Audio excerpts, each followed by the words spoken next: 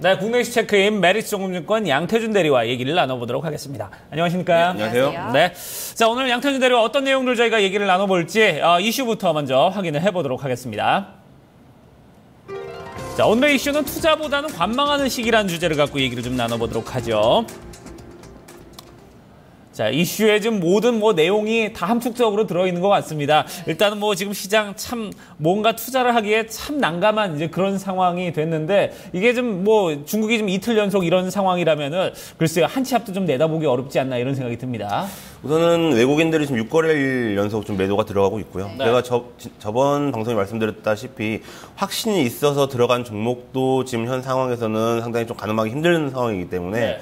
어느 정도는 관망하는 시기, 아니면 종목 공부해야 되는 시기다 이렇게 말씀을 드렸는데 실질적으로 지금 중국의 위안화 절하로 인해서 외국인 투자 자금들이 한국 시장은 물론이고 신흥국 아시아 쪽 자금들이 다 빠져나오고 있는 상황입니다. 그렇기 네. 때문에 전체적인 증시라든지 부동산에 대한 변동성도 확대가 되고 있고요. 그리고 이제 금융 부분에 대한 부분들도 상당히 좀 문제가 많이 좀 제기가 되고 있기 때문에 당분간은 이러한 투심 자체가 상당히 좀 얼어붙어 있을 것이고 외국인 자금도 상당히 좀 많이 좀 빠져나가지 않을까 좀 이렇게 보고 있습니다. 네, 이 중국의 위안화 절하 연 이틀 이렇게 단행이 되고 있는 모습인데 이 환율 정책을 건드림으로써 경기 부양을 하겠다라는 입장으로 인민은행은 일단 얘기를 하고 네. 있습니다. 이번에 이로 인해서 전 세계의 경기가 정말 흔들리고 있는 모습이거든요. 특히나 신흥국 자산에는 정말 자금 이탈이 불가피할 거다 이런 얘기들도 나오고 있는데 이 영향력에 대해서는 좀 어떻게 보고 계시나요?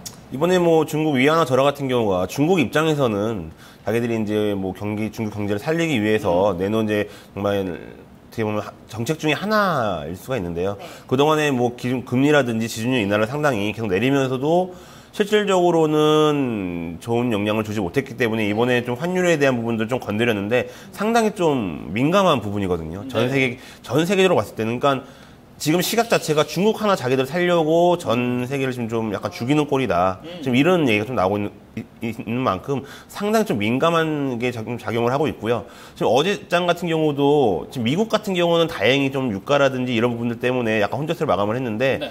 유럽 시장은 또 상당히 큰 폭의 하락을로 마감을 했기 때문에 지금 한국 증시를 포함해서 아시아 증시, 즉 신흥국 쪽의 부분들이 상당히 좀 불안하다. 좀 이렇게 좀 보고 있습니다. 네, 그래요.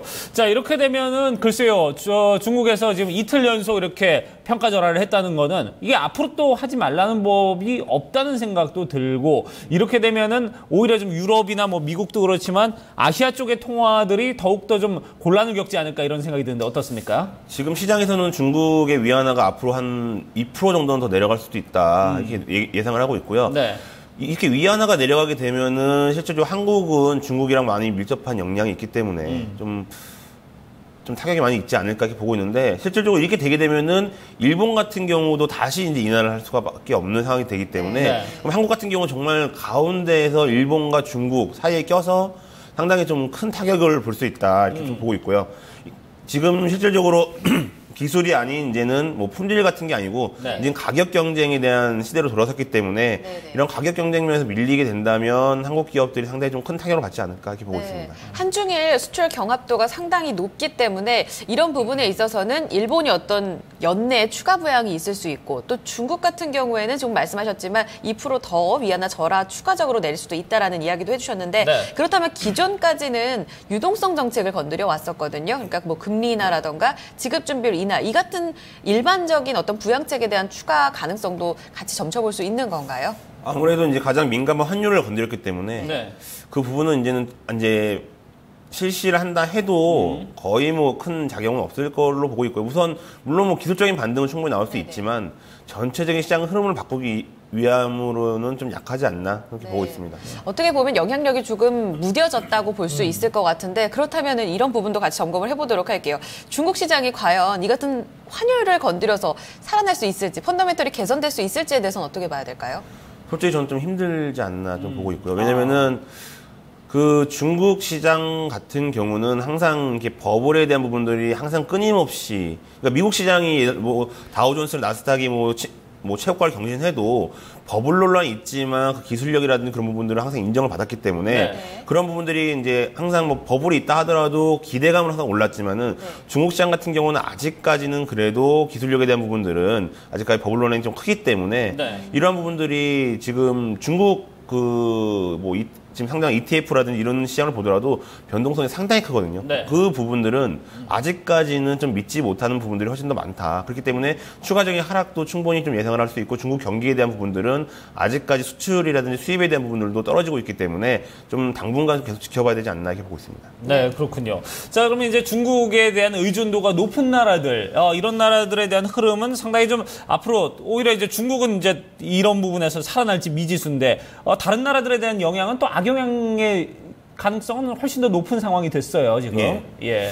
지금 이제 중국 의존도가 높은 게 거의 신흥국 쪽이죠. 신흥국 쪽이고 중국 쪽으로 뭐 수출하는 원자재 하는 나라들 같은 경우는 좀 타격이 상당히 크죠. 가장 대표적으로 이제 국내 증시도 마찬가지고요. 그렇기 때문에 전체적인 신흥국들이 이제 환율 경쟁에서 거의 뭐 피해를 상당히 많이 보고 있고, 그로 인해서 어제 같은 시장에서도 한국 시장 같은 경우는 뭐 코스닥 같은 경우는 장중에 700포인트도 이제 밀리는 장이 연초를 되는 이런 모습이 나타났기 때문에 투심 자체가 상당히 지금 그 환율 하나로 인해서 이제 큰 변동이 있고, 오늘 같은 시장에서도 이제 옵션 만기가 지금 옵션 만기가 중요한 게 아니거든요, 이제는요. 그렇기 때문에 이런 환율에 대한 부분들, 그리고 이제 이런 환율을 건드림으로 인해서 미국 금리 인상에 대한 시기가 다시 한번 제기가 되고 있는데, 어찌됐든 간에 9월 달이면 12월 달인데, 미국 같은 경우는 지금 원달러가 강세가 되고 있는데, 지금 그게 지금 거의 위안화라든지 엔화 때문에 올라오고 있는 상황이었거든요.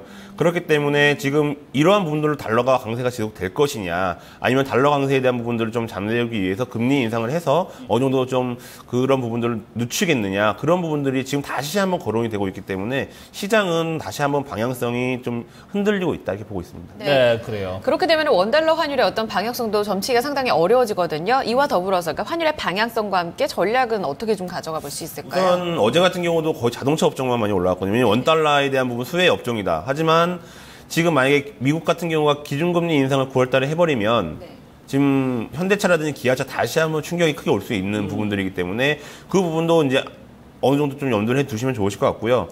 이제 저번에도 제가 말씀드린 확신이 있어도 좀 힘든 시기다. 그렇기 때문에 시장이 어느 정도 진정될 때까지는 관망하는 게 맞다고 보고 있고요. 그리고 이게 상승 전환을 했을 때 어느 정도 다시 한번 추격 매수를 해도 늦진 않다 이렇게 보고 있고, 전체적으로 현금을 50% 이상 확보하는 게 상당히 좀 맞다고 보고 있고요.